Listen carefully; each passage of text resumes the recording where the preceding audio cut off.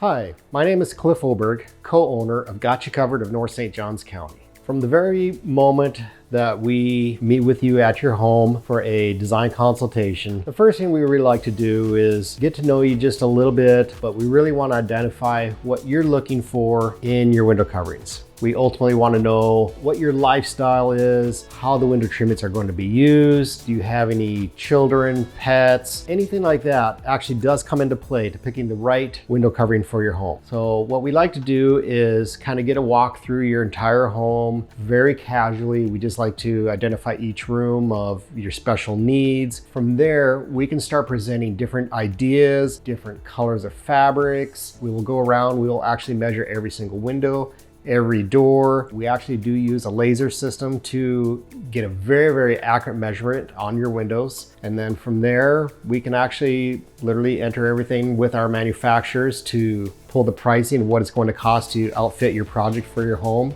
Once that's all done, as long as we can come to terms on accomplishing your project, we can go ahead and start the project and transforming your home into making something to meet your needs.